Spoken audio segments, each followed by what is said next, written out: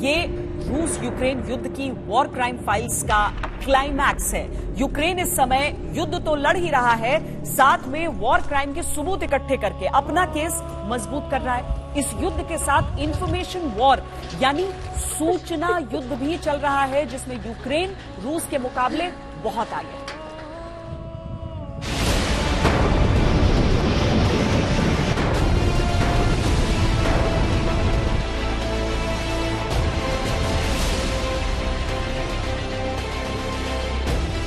Putin सेना की बर्बरता का पहला सबूत आपने बूचा में देखा।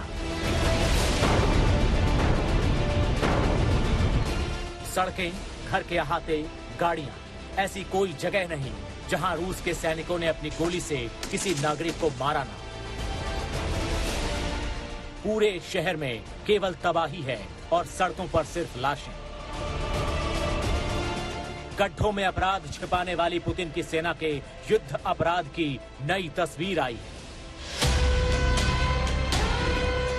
सायरन की तेज आवाज, चारों तरफ अफरा तफरी, डर ऐसा जैसे कोई बड़ा धमाका हुआ। टूटी फूटी इमारतें, चकनाचूर दीवारें। ये माइकोलिव शहर है। यहां रूस कर रहा है क्लस्टर बमों से हमला। रूस के युद्ध अपराध की ये सबसे नई तस्वीर है।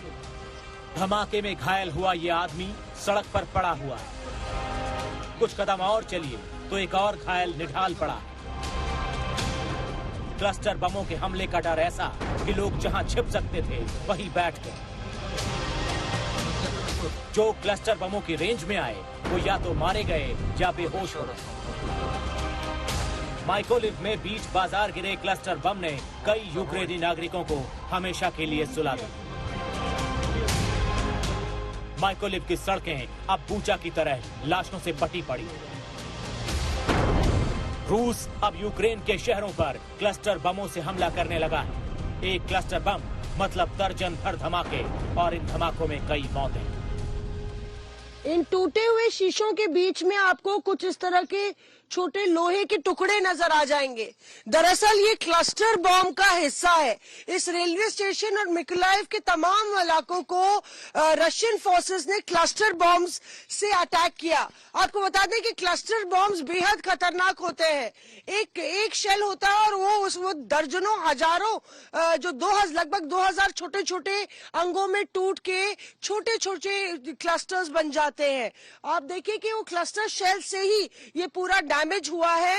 और ना सिर्फ स्टेशन बल्कि तमाम ऐसे रिहायशी इलाकों में क्लस्टर शेल्स का इस्तेमाल मिकोलाइव में किया गया, जिसके चलते लगभग 60 से ज्यादा लोग घायल और दर्जनों लोग मारे गए हैं।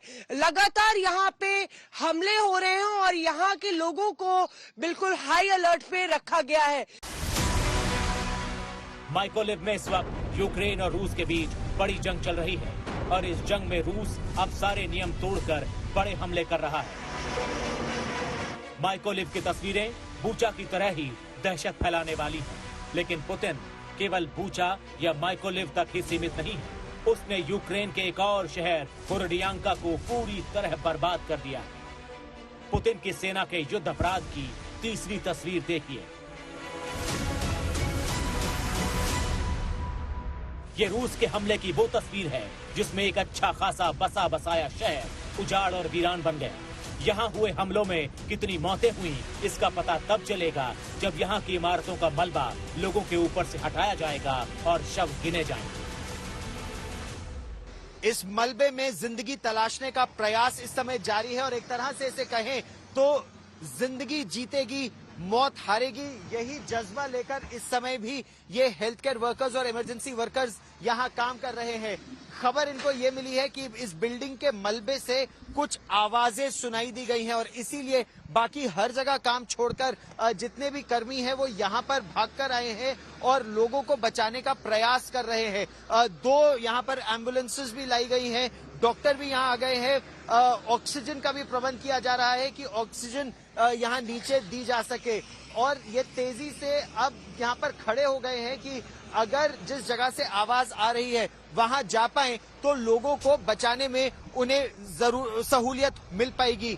यहाँ पर डॉक्टर भी हैं, खाना पानी भी लाया गया है और कहा यह जा रहा है कि इस बिल्डिंग पर एयर स्ट्राइक हुई थी। इसके पास एक और बिल्डिंग पर मिसाइल स्ट्राइक हुई थी और उसमें खासा जानमाल का यहां बर्दियांश में नुकसान हुआ था। लेकिन युद्ध समाप्त होने के बाद केवल इसको फिर से खड़ा करने की ये कोशिश नहीं है। अगर लोगों की जान बच सकती है, अगर मलबे में अभी भी लोग दबे हो सकते हैं, तो उनको सुरक्षित निकालने का ये प्रयास चल रहा है। सपनों के आशियाने को धूल में मिला देखकर ये परिवार अपने आंसू नहीं रोक पाया। इस इमारत में सैकड़ों लोग रहते थे, कई लोग इसके बेसमेंट में छिपे थे। रूस के हवाई हमलों में वो सारे के सारे मलबे में दब गए। मैंने देखा तो यहाँ कोई इमारत बची ही नहीं थी। मैं कुछ नहीं कर सका। कुछ देर ठहरा और अपनी पत्नी और बच्चों को लेने गया। हम बोरोदियांका से पैदल चलकर यहाँ पहुँचे क्योंकि आने जाने के लिए कोई वाहन था ही नहीं।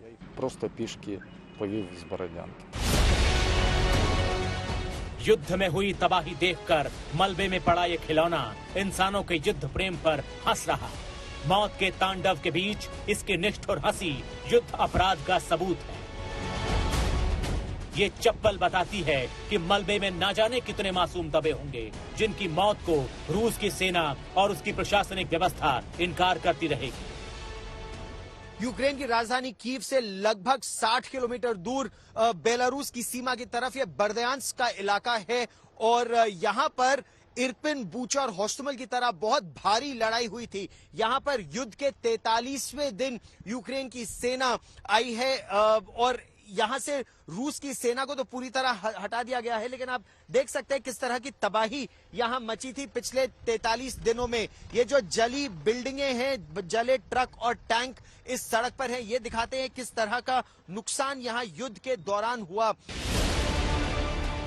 बूचा, माइकोलिव और बोरोडियांका में जो हुआ वो रूस के युद्ध इतिहास में कलंक के तौर पर दुनिया याद रखेगी। इन शहरों में मारे गए नागरिकों का रक्त रूसी सैनिकों की वर्दियों पर दाग बनकर सदियों तक छपे रहेंगे।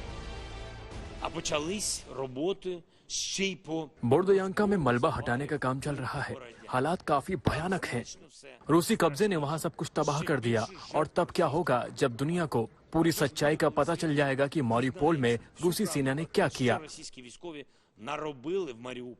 वहाँ की सड़कों पर भी वही हालात हैं जैसा बूचा और कीव के अन्य इलाकों में सभी ने देखा। वैसे ही क्रूरता और भयानक अपराध हुए हैं। यूक्रेन रूस के कब्जे वाले शहरों को जैसे जैसे अपने नियंत्रण में ले रहा है, वैसे वैसे युद्ध अपराध की नई नई तस्वीरें सामने आ रही हैं। लेकिन दूसरी ओर रूस पर युद्ध अपराध के आरोपों का कोई असर नहीं है। वो इनसे इनकार करते हुए और बड़े हमले कर रहा है। यूक्रेन के बोरोडियांका से गौरव सावंत और माइकोलिव से मौसमी सिंह के साथ ब्यूरो रिपोर्ट आज तक।